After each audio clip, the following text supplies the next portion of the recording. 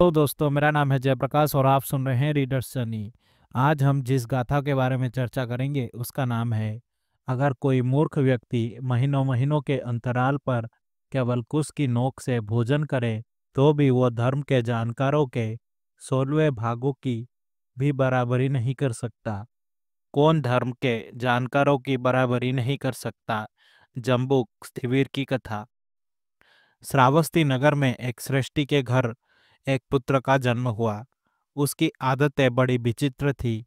वो बिस्तर की बजाय जमीन पर सोता था तथा सामान्य खाद्य सामग्री खाने के बजाय मल खाता था। उसके माता पिता ने उसे नंगे रहने वाले एक साधु समाज में भेज दिया जिसका नाम आजीविक था।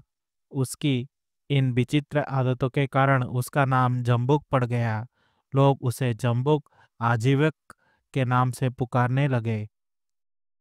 जम्बुक रात्रि में मल खाता था और दिन में मुंह खोलकर एक पैर पर खड़ा हो जाता था। लोगों के पूछने पर उन्हें बताता था कि दोनों पैरों को जमीन पर रखने से धरती का बोझ बढ़ जाता है। उसका कहना था कि वो मुंह खोलकर इसीलिए खड़ा रहता था कि हवा ले सके, क्योंकि वो हवा पर ही जिंदा रहता था। लोग उसे खाने की कोई चीज देते तो वो उन्हें नहीं खाता था। अगर कोई बहुत जिद करता था तो वो कुशाग्र के बराबर खा लेता था और कहता था कि इसमें तुम्हें बहुत पुण्य मिलेगा। इस प्रकार जम्बूक 55 वर्षों तक मल खाकर नंगा रहा। एक दिन महाकारुणिक ने अपनी अंतर्दृष्टि से देखा कि जम्बूक में अरहत प्राप्त करने की संभावना है। अतः वह वहां पहुंचा जहां जम्बूक रहता था।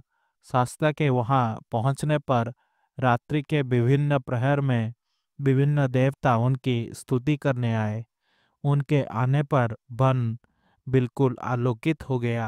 जम्बुक ने उस आलोक को देखा तो वो उससे बहुत प्रभावित हुआ और बुद्ध की स्तुति करने लगा और बोला, हे महापुरुष, आप निश्चय ही महान हैं, क्योंकि मैंने देवी देवताओं को स्तुति करते हुए देखा है।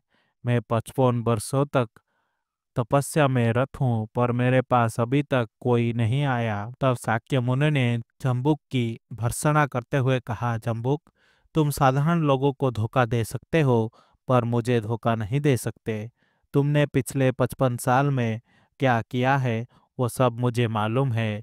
तुमने पूर्व जन्म में कश्यप बुद्ध के समय एक भिक्षु को उपासक के घर से भोजन लेने नहीं दिया था, उस भिक्षा को जमीन पर फेंक दिया था।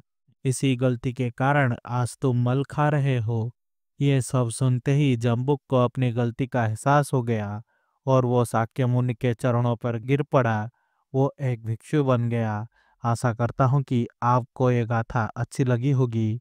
अगर आपको मेरी वीडियो पसंद आई तो इसे लाइक करें और शेयर करें और ऐसे वीडियोस देखने के लिए मेरे चैनल को सब्सक्राइब करें।